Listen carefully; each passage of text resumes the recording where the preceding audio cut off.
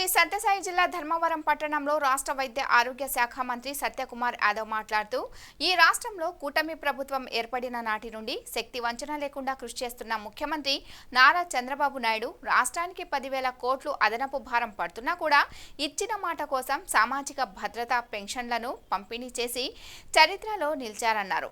అన్నా క్యాంటీన్ల పునరుద్ధరణ, skill development కార్యక్రమాలకు శ్రీకారం చుట్టారన్నారు. అమరావతికి 15,000 కోట్లు నిధులను కేటాయించారన్నారు. ఆంధ్ర రాష్ట్రానికి జీవనాడిగా ఉన్న పోలవరంకు 960 కోట్లతో కొత్త డయాఫ్రమ్ వాల్ నిర్మిస్తామని హామీ ఇచ్చారని అన్నారు. అదేవిధంగా రాష్ట్ర అభివృద్ధి కోసం చేసే పలు కార్యక్రమాల గురించి ఆయన వివరించారు. మంత్రిగా మీ ఆశీర్వాదం వల్లే బాధ్యతలు చేపట్టాను. అయితే మొదటి నాలో ఉన్న వెలితి ఏంటంటే నేను ధర్మవరానికి మంత్రిత్వ శాఖ బాధ్యతల కారణంగా సమయం ఎక్కువ ఇవ్వలేకపోతున్నాను. ధర్మవరం మీద ప్రత్యేక దృష్టి సారించలేకపోతున్నాను. ధర్మవరం అభివృద్ధి గురించి కానీ, ధర్మవరంలో ప్రజలు ఎదుర్కొంటున్న సమస్యల గురించి కానీ, లేదా మంచినీటి సమస్య కానీ, సాగునీటి సమస్య కానీ, ధర్మవరం పట్టణంలో మున్సిపాలిటీకి సంబంధించిన సమస్యలు కానీ, ఇతరత్ర గ్రామాల్లో చిన్న చిన్న పెద్ద సమస్యలు ఎదుర్కొంటున్న వాళ్ళ దగ్గరికి వెళ్ళి నేను ఏదైతే ఎన్నికల సందర్భంలో చెప్పానో, మీ ఇంటికి వస్తాను, మీ ఇంటి గడప దగ్గరికి వచ్చి ఈ సమస్యలు చేసుకొని వాళ్ళని పరిష్కరించే ప్రయత్నం చేస్తాను. నేను ఇచ్చిన మాట నిలబెట్టుకోలేకపోతున్నందుకు నాకు మనసులో వెలితిగా ఉంది. ఎందుకు ఈ మాట చెప్తున్నానంటే, ఒకవైపు మంత్రిత్వ శాఖ కారణంగా బాధ్యతలు పెరిగి రాష్ట్రమంతా ఉంటే ఒక పత్రిక ఉంటుంది. పత్రిక అనడానికి కూడా దానికి తెలియదు.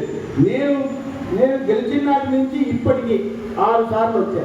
మంత్రి అయినప్పటి నుంచి 5 సార్లు ధర్మవరం వచ్చా. ఎప్పుడు వచ్చినా కూడా కొన్ని గంటలో, 1 రోజు 2 రోజుల్లో ఉండి వెళ్ళిపోవడమే సరిపోతుంది. దానికి ఆ పత్రికలో రాశారు, ఈయన ధర్మవరానికి మంత్రి, ఆంధ్రప్రదేశ్కు మంత్రి అని. నాయన ధర్మవరం నాకు ఆ మంత్రిత్వ శాఖ కన్నా ఎక్కువగా బాబు అనే విషయం వారికి అర్థం కావట్లేదు. పంపించింది, అసెంబ్లీకి పంపించిన కొన్ని రోజులకే మంత్రిగా కూడా చేశారు.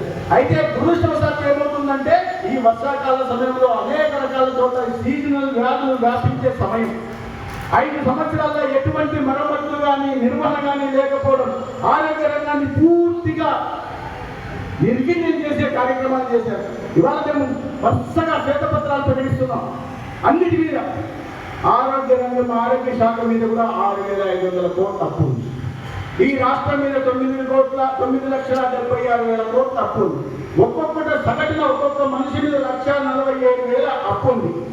మీ అందరి మీద 1,47,000 అప్పు మీకు తెలియదు. మీకు తెలియదుగానే అప్పు పెట్టేశారు. ఒక్కొక్కరి మీద, మీ కుటుంబం మీద ఇంటూ 4 ఉంటే 4 వేసుకుని, ఇంటూ 5 ఉంటే ఇంటూ 5 వేస్తుంది. ఇది రాష్ట్రంలో పరిస్థితి.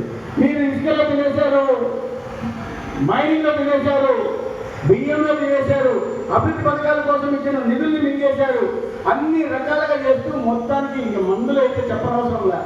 మందులో కూడా మిమ్మల్ని అందరినీ మీ ఆరోగ్యాలతో చేసి పుస్తలు తెచ్చి ప్రజల ఆరోగ్యంతో ఆటలాడుకొని 1,000 కోట్లు చేశారు.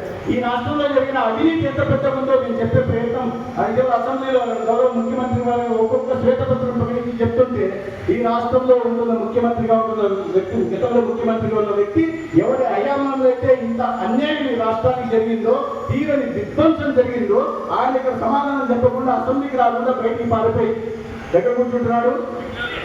బెంగళూరు ప్యాలెస్లో కూర్చుంటాడు. అప్పుడప్పుడు వస్తాడు, ఒక స్టేట్మెంట్ ఇస్తాడు, పోతాడు. ఆయనకు మీరు కొట్టిన దెబ్బ దిమ్మ ఎంతగా తిరిగి మైండ్ బ్లాక్ అయిందంటే, ప్రమాణ స్వీకారం చేసే రోజు ఆయన పేరు నచ్చారు.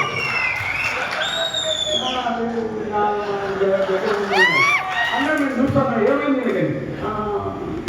అంటే చెప్పాడు, పేరు జగన్మోహన్ అన్నాడు. మళ్ళీ అందరూ ఉన్నారు. రంగేసరికి మళ్ళీ డౌట్ వచ్చింది, నా పేరు ఇంకా ఉందా? జగన్మోహన్ రెడ్డి అని. మళ్ళీ అందరూ ఉన్నారు. మళ్ళీ 3వ